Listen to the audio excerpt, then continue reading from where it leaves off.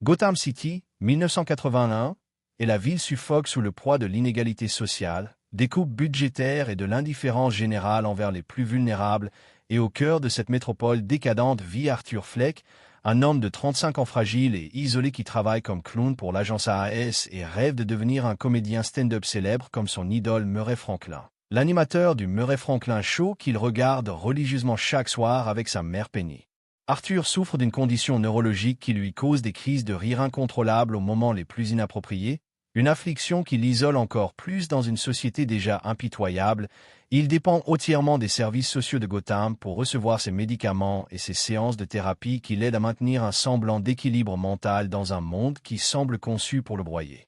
La spirale descendante d'Arthur commence quand il se fait agresser par un groupe d'adolescents qui lui volent son panneau publicitaire et le battent sauvagement dans une ruelle, incident qui illustre parfaitement la cruauté gratuite qui règne dans les rues de Gotham.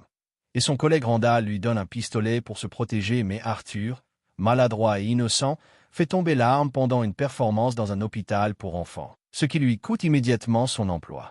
Les coupes budgétaires du maire de Gotham éliminent les programmes d'aide sociale, forçant Arthur à arrêter ses médicaments et ses séances de thérapie, et sa travailleuse sociale, débordée et indifférente, lui dit froidement « Il ne se soucie pas de gens comme vous, Arthur. Il ne se soucie pas de gens comme nous avant de fermer définitivement son dossier », laissant Arthur complètement seul face à ses démons intérieurs. Arthur découvre que sa mère Penny a été internée dans un hôpital psychiatrique des années auparavant pour délire et négligence envers son enfant, et que les lettres qu'elle écrit obsessionnellement à Thomas Wayne, qu'elle prétend être le père d'Arthur, ne sont que les fantasmes d'une femme mentalement instable, révélation qui détruit les dernières illusions d'Arthur sur sa propre identité et ses origines. Dans un accès de rage et de désespoir, Arthur tue sa mère en étouffant Penny avec un oreiller dans son lit d'hôpital, acte qui marque le point de non-retour dans sa transformation psychologique, car il vient d'assassiner la seule personne qu'il aimait, même de manière dysfonctionnelle, et cette transgression ultime libère quelque chose de sombre et de dangereux en lui. Arthur découvre également que sa relation avec Sophie, sa voisine dont il pensait être amoureux et qui semblait partager ses sentiments, n'existe que dans son imagination délirante, et quand il se rend chez elle pour lui parler de ses problèmes, Sophie ne le reconnaît même pas et lui demande nerveusement de partir, révélant que tous leurs moments romantiques étaient des hallucinations, ce qui brise davantage sa perception déjà fragile de la réalité. Le dernier clou dans le cercueil de la santé mentale d'Arthur arrive quand il découvre que Murray Franklin, son idole absolue, a diffusé sa performance stand-up ratée dans son émission pour s'en moquer cruellement, transformant Arthur en objet de ridicule national. Et Murray l'invite dans son show non pas pour lui donner une chance, mais pour continuer à l'humilier devant des millions de téléspectateurs. Arthur accepte l'invitation de Murray parce qu'il voit cela comme sa dernière chance de faire comprendre au monde sa douleur et sa colère, et il se prépare méticuleusement pour cette apparition, se maquillant comme un clown avec des couleurs vives et grotesques, symbolisant sa transformation complète en personnage public tragique et menaçant. Le soir de l'émission, Arthur arrive au studio de télévision dans son costume de clown complet, portant un pistolet caché dans sa veste, et les coulisses bourdonnent d'activité alors que l'équipe de production se prépare pour le show le plus regardé de Gotham, sans savoir qu'ils sont sur le point d'assister à un événement qui changera à jamais l'histoire de leur ville. C'est dans ce contexte de tension extrême et de rupture psychologique complète que se produit le point de rupture qui va déterminer le destin d'Arthur et de Gotham City. Et si Arthur tuait Murray mais que le public le rejetait au lieu de l'acclamer?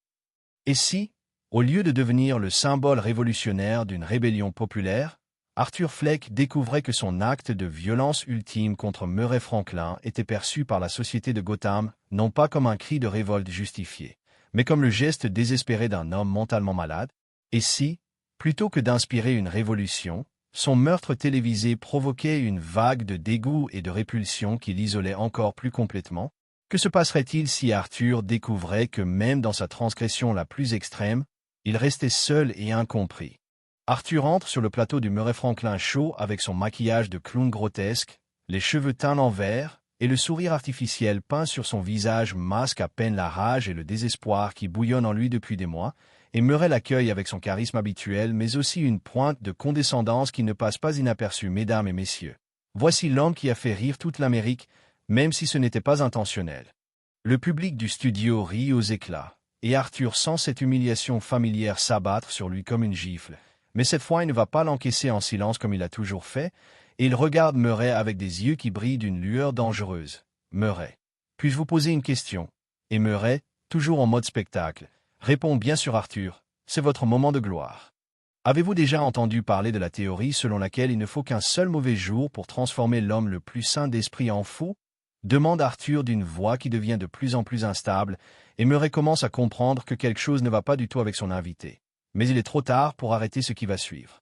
Arthur sort lentement le pistolet de sa veste et le pointe directement sur Murray, et la caméra capture en direct le moment où le visage de l'animateur passe de la confusion à la terreur pure, et Arthur dit « C'est ce qui m'est arrivé Murray, j'ai eu tellement de mauvais jours que j'ai perdu le compte », et il appuie sur la détente, en voyant Murray Franklin s'effondrer dans son fauteuil dans une mare de sang qui se répand lentement sous les projecteurs du studio.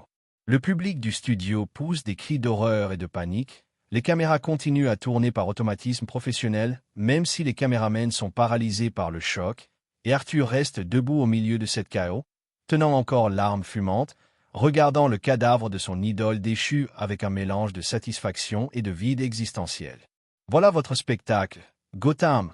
crie Arthur vers les caméras, « voilà ce que vous vouliez voir, n'est-ce pas? Le clown pathétique qui devient enfin intéressant, et sa voix se brise dans un rire hystérique qui résonne dans le studio silencieux.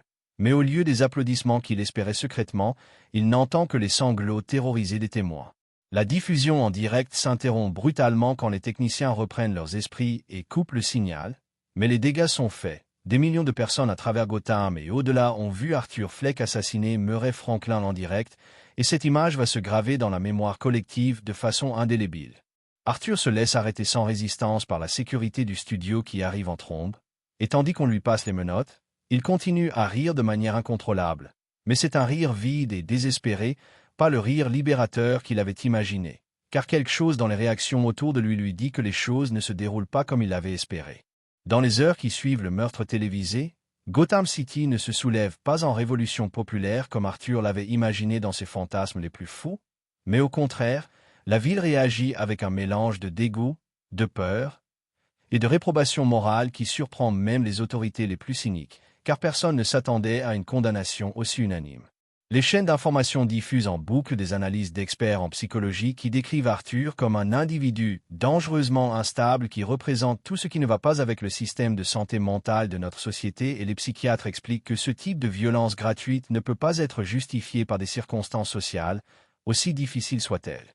Les réseaux sociaux, qui commencent à émerger à l'époque, se remplissent non pas de messages de soutien pour Arthur, mais de condoléances pour Murray Franklin et sa famille, et de condamnations virulentes contre ce clown psychopathe qui a assassiné un homme innocent en direct à la télévision. Et les hashtags qui tendance ne sont pas hashtag Justice for Arthur, mais hashtag Justice for Murray et hashtag Stop the Violence.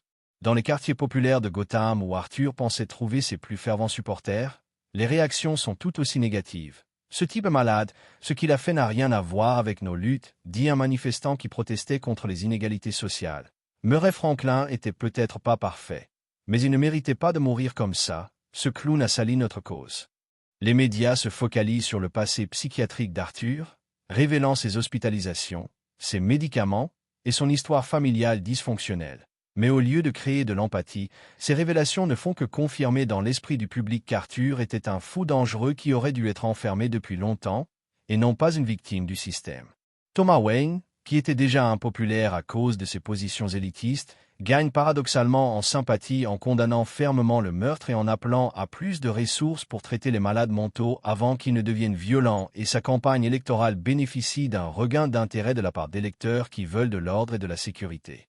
Les services de police de Gotham, habituellement critiqués pour leur brutalité et leur corruption, sont pour une fois salués par l'opinion publique pour avoir arrêté rapidement le clown assassin, et le commissaire reçoit des centaines de lettres de félicitations de citoyens ordinaires qui demandent une protection renforcée contre les dérangés mentaux violents. Même dans les milieux criminels de Gotham, Arthur ne trouve aucun soutien, car les gangsters professionnels considèrent son acte comme amateur et stupide, et un boss de la mafia déclare dans une interview clandestine: ce genre de violence gratuite et médiatisée attire trop l'attention sur nous. Ce clown a nuit à tous ceux qui travaillent dans l'ombre. Arthur, en cellule d'isolement à l'hôpital psychiatrique de Arkham où il a été transféré après son arrestation, suit les réactions à son acte sur un petit téléviseur, et il réalise avec une horreur croissante que non seulement il n'est pas devenu le symbole révolutionnaire qu'il espérait être, mais qu'il est universellement détesté et considéré comme un monstre. Dans sa cellule capitonnée d'Arkham, Arthur découvre ce que signifie vraiment être seul au monde, car même les autres patients psychiatriques le évitent comme la peste, ayant peur de ce tueur de télévision qui a choqué toute l'Amérique, et les gardiens le traitent avec un mélange de dégoût et de précaution extrême, comme s'il était une bombe à retardement prête à exploser. Dr Sarah Chen, la psychiatre assignée au cas d'Arthur, essaie d'établir un dialogue thérapeutique avec lui. Mais elle trouve un homme complètement brisé psychologiquement, qui aussi entre des périodes de mutisme total et des crises de rire hystérique qui durent des heures, et elle note dans son rapport patient présent des signes de décompensation psychotique sévère, probablement irréversibles. Arthur passe ses journées à regarder les informations qui continuent à parler de lui, mais seulement en termes négatifs. Les experts débattent de sa santé mentale, les politiciens utilisent son cas pour promouvoir leurs agendas sécuritaires, et Murray Franklin est posthumément célébré comme un martyr de la télévision américaine, avec une fondation créée en son nom pour aider les victimes de violences.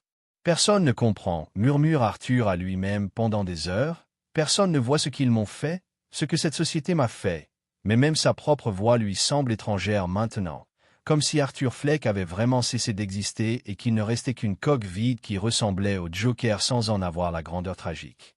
Les lettres qu'Arthur reçoit à Arkham ne sont pas des messages de soutien de fans ou de révolutionnaires, mais des menaces de mort de familles de victimes de violences, des sermons moralisateurs de groupes religieux qui prient pour son âme damnée et des analyses psychiatriques amateurs de personnes qui pensent comprendre sa pathologie mieux que les professionnels.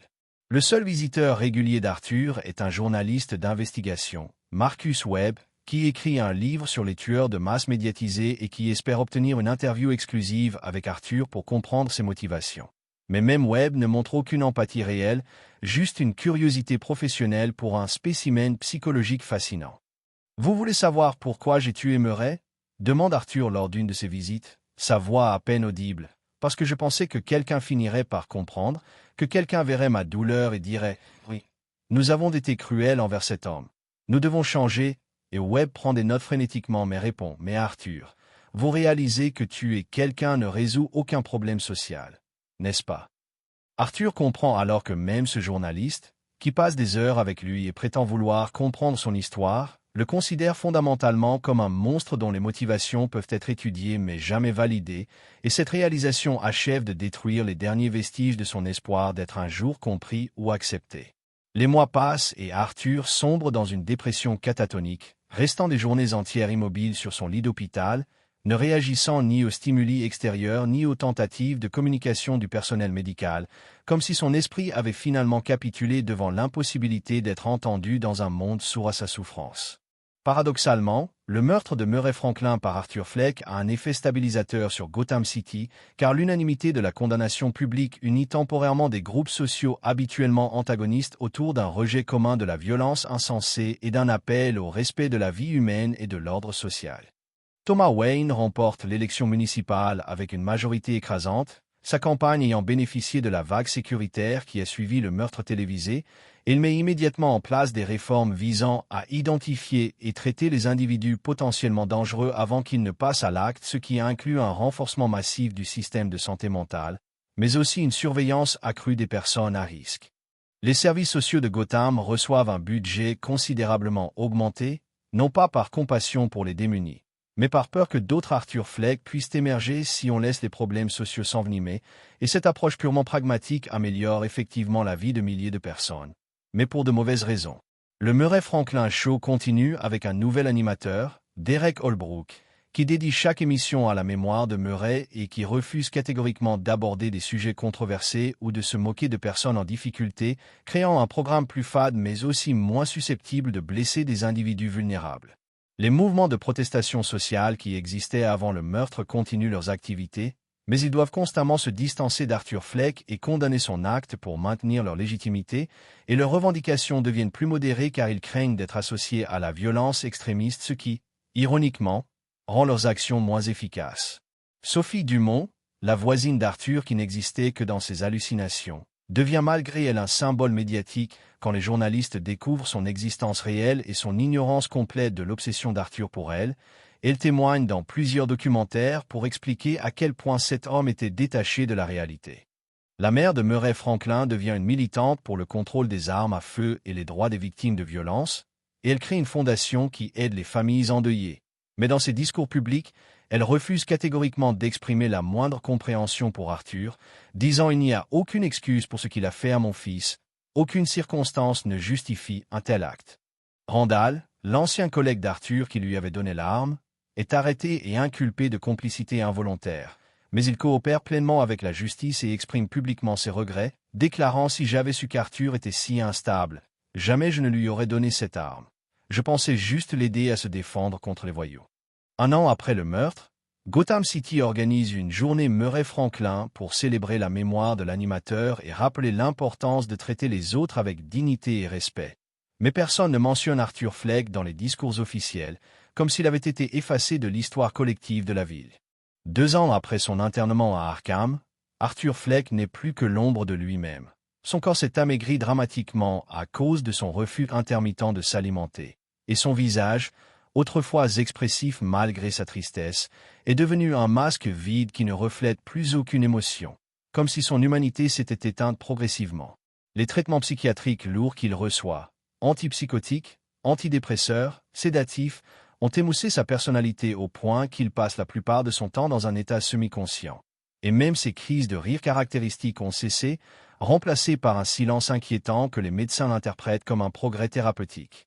Dr. Chen a abandonné tout espoir de réhabilitation pour Arthur et se contente maintenant de maintenir sa stabilité chimique pour éviter qu'il ne redevienne violent, et elle écrit dans ses rapports « Patient présente une apathie profonde et une déconnexion totale de la réalité, pronostic de récupération quasi nul, mais elle considère cela comme une réussite car il ne représente plus un danger. » Arthur passe ses journées à fixer le mur blanc de sa cellule ou à regarder distraitement la télévision où il voit parfois des documentaires sur son propre cas, mais il ne manifeste aucune réaction, comme si ces images concernaient quelqu'un d'autre, et les infirmières notent qu'il semble avoir perdu toute conscience de sa propre identité. Les rares fois où Arthur parle, c'est pour demander des détails sur Murray Franklin, pas sur sa mort, mais sur sa vie. Est-ce qu'il avait des enfants?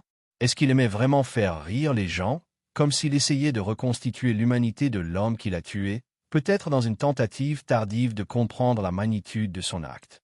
Le journaliste Marcus Webb publie finalement son livre Inside the Mind of a Killer, The Arthur Fleck Story, qui devient un best-seller, mais il présente Arthur comme un cas d'école de dérangement mental extrême sans aucune dimension sympathique, et le livre contribue à ancrer dans l'opinion publique l'image d'Arthur comme un monstre incompréhensible plutôt que comme un homme brisé. Arthur ne reçoit plus aucune visite après la 3e année, même Webb ayant perdu l'intérêt pour son cas une fois son livre publié, et les seules interactions humaines qu'il a sont avec le personnel médical qui le traite avec une efficacité froide et professionnelle, sans jamais établir de connexion émotionnelle.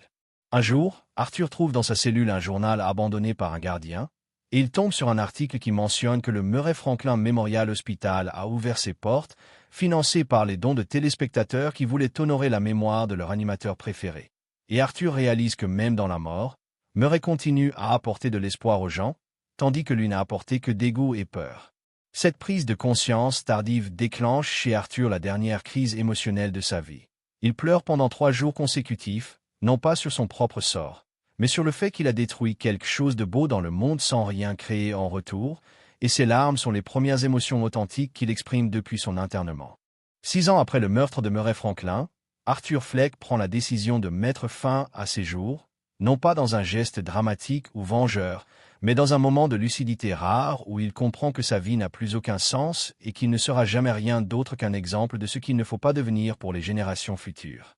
Arthur accumule secrètement ses médicaments pendant des semaines, cachant les pilules sous son matelas avec la patience méthodique d'un homme qui a enfin trouvé un objectif, et il planifie son suicide pour le 6e anniversaire du meurtre de Murray, date qui lui semble appropriée pour fermer la boucle de son histoire tragique. La nuit choisie, Arthur avale toutes les pilules qu'il a collectées et s'allonge sur son lit en espérant s'endormir pour ne jamais se réveiller, mais son plan échoue car un gardien de nuit vigilant remarque son comportement étrange et appelle immédiatement l'équipe médicale, qui réussit à le sauver avec un lavage d'estomac d'urgence. Quand Arthur se réveille dans l'unité de soins intensifs d'Arkham, attaché à son lit pour éviter une nouvelle tentative, il regarde Dr. Chen avec des yeux qui expriment pour la première fois depuis des années une émotion claire. Une tristesse infinie mélangée à une déception profonde d'avoir échoué même dans cette ultime entreprise. Pourquoi m'avez-vous sauvé? Demande Arthur d'une voix rauque, et Dr. Chen, qui a vu tant de patients au cours de sa carrière, est troublé par la sincérité de cette question. Et elle répond parce que toute vie a une valeur, Arthur. Même la vôtre. Mais sa réponse sonne faux même à ses propres oreilles car elle-même doute de la pertinence de maintenir en vie quelqu'un qui souffre autant. Arthur passe les mois suivants sous surveillance suicide constante, avec un gardien posté devant sa cellule 24h24, mais cette vigilance supplémentaire ne fait qu'accentuer son isolation et son sentiment d'être un fardeau pour la société. Car même mort, il dérangerait les gens avec les paperasseries et les enquêtes qu'impliquerait son suicide. Les psychiatres augmentent ses doses de médicaments pour prévenir une nouvelle tentative, mais cela a pour effet de le plonger dans un état végétatif quasi permanent où il passe ses journées à dormir ou à fixer le vide, et les rapports médicaux notent une stabilisation satisfaisante du patient sans se préoccuper de savoir si cette existence peut encore être qualifiée de vie. Dr. Chen, malgré elle, développe une certaine empathie pour Arthur après sa tentative de suicide et elle essaie d'établir un dialogue plus humain avec lui. Mais Arthur répond invariablement « Docteur, je suis déjà mort le jour où j'ai tué Murray. Vous ne faites que maintenir un cadavre en mouvement et cette lucidité troublante met Dr. Chen mal à l'aise. » Arthur renonce définitivement à toute tentative de communication avec le monde extérieur et entre dans un mutisme total qui durera le reste de sa vie, comme s'il avait décidé de se retirer complètement de l'humanité puisque l'humanité l'avait rejeté si catégoriquement, et ce silence devient sa dernière forme de protestation contre un monde qui refuse de l'entendre. Arthur Fleck passe ses 10 dernières années à Arkham dans un état de semi-conscience médicamenteuse, devenant progressivement invisible même pour le personnel médical qui s'occupe de lui par routine professionnelle, et il vieillit prématurément sous l'effet combiné des drogues psychiatriques, de la malnutrition chronique et du désespoir existentiel. Sa cellule devient un musée involontaire de sa propre insignifiance. Pas de photos, pas de lettres, pas d'objets personnels, juste les affaires standards fournies par l'institution. Et cette absence totale d'individualisation reflète parfaitement comment Arthur a disparu de la conscience collective, devenu juste un numéro de dossier médical. Les nouveaux employés d'Arkham ne connaissent même pas l'histoire d'Arthur et le traitent comme n'importe quel autre patient chronique, et quand les anciens racontent parfois l'affaire du clown qui a tué l'animateur télé, les jeunes collègues écoutent poliment mais sans réel intérêt, comme s'il s'agissait d'une vieille légende urbaine sans importance. Gotham City a complètement oublié Arthur Fleck, et même Murray Franklin n'est plus qu'un souvenir nostalgique pour les téléspectateurs de l'époque, remplacé par de nouveaux scandales et de nouvelles tragédies qui captivent l'attention publique, prouvant que même les événements les plus dramatiques finissent par s'effacer de la mémoire collective. Arthur développe une forme de démence précoce liée aux années de médication lourde et au traumatisme psychologique, et il commence à perdre ses souvenirs, y compris celui de Murray Franklin et de son acte, ce qui constitue une forme d'ironie cruelle car il oublie la seule chose qui avait donné un sens, même négatif, à son existence. Dans ces moments de lucidité de plus en plus rares, Arthur se demande parfois s'il a vraiment tué Murray Franklin ou si c'était un autre de ses délires, et cette incertitude sur la réalité de son propre acte le plus significatif illustre parfaitement l'effacement total de sa personnalité et de son impact sur le monde. Dr. Chen prend sa retraite après 40 ans de carrière et écrit dans son dernier rapport sur Arthur, patient représente un échec complet du système de santé mentale et de la société en général, mais aussi un exemple de comment la violence ne résout aucun problème et ne fait qu'engendrer plus de souffrance pour tous. Arthur Fleck meurt seul dans sa cellule à l'âge de 58 ans, officiellement d'un arrêt cardiaque mais réellement d'épuisement existentiel. Et sa mort ne fait l'objet d'aucune couverture médiatique, juste d'une mention administrative dans les registres d'Arkham et d'une incinération discrète sans cérémonie ni témoin. Le seul héritage d'Arthur est négatif. Son cas est étudié dans les écoles de psychiatrie comme exemple de décompensation psychotique violente non traitable et dans les écoles de criminologie comme illustration de l'inefficacité de la violence comme moyen d'expression sociale, mais personne ne tire de ses souffrances des leçons sur l'importance de la compassion ou de l'inclusion. 20 ans après la mort d'Arthur Fleck, Gotham City est devenue une ville plus sûre et plus prospère, en partie grâce aux réformes initiées après le massacre Franklin, comme l'appellent maintenant les historiens, et l'ironie ultime est que la mort d'Arthur a effectivement contribué à améliorer la vie de milliers de personnes, mais de la façon exactement opposée à ce qu'il avait imaginé.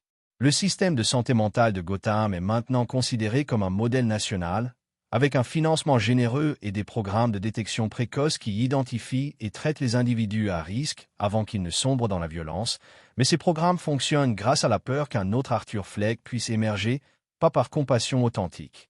Murray Franklin est devenu une figure légendaire de la télévision américaine, célébré pour son humour bienveillant et sa capacité à rassembler les familles devant leur poste, et plusieurs biographies hagiographiques ont été écrites sur lui, présentant sa mort comme le sacrifice d'un saint laïque. Mais aucune ne mentionne même le nom d'Arthur Fleck. Sophie Dumont, maintenant dans la cinquantaine, travaille comme assistante sociale et aide des personnes en difficulté psychologique, motivée par le traumatisme d'avoir été inconsciemment l'objet des fantasmes d'un homme qui a fini par tuer. Et elle dit souvent « si j'avais pu remarquer sa détresse à l'époque, peut-être que tout cela aurait pu être évité ». Le journaliste Marcus Webb a bâti sa carrière sur le livre qu'il a écrit sur Arthur, devenant un expert reconnu en psychologie criminelle.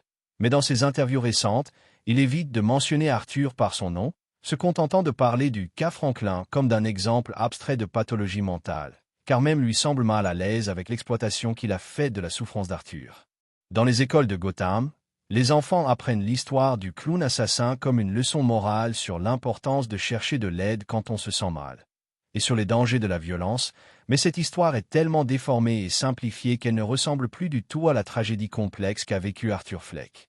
L'ancien appartement d'Arthur a été démoli dans le cadre d'un programme de rénovation urbaine. Et à sa place se dresse maintenant un centre communautaire qui offre des services de santé mentale gratuits, avec une plaque qui dit en mémoire des victimes de la violence sans spécifier qu'Arthur était aussi, d'une certaine manière, une victime. Arthur Fleck voulait être entendu, compris, aimé. Au lieu de cela, il est devenu l'illustration parfaite de ce qui arrive quand une société ignore trop longtemps la souffrance de ses membres les plus vulnérables. Son acte violent n'a pas créé la révolution qu'il espérait, mais il a généré la peur nécessaire pour que nous prenions enfin au sérieux la santé mentale. Arthur a échoué à devenir un symbole d'espoir, mais il est devenu malgré lui un catalyseur de changement positif. C'est peut-être la tragédie la plus cruelle de toutes, qu'il ait fallu sa destruction complète pour que nous comprenions l'importance de ne laisser personne derrière.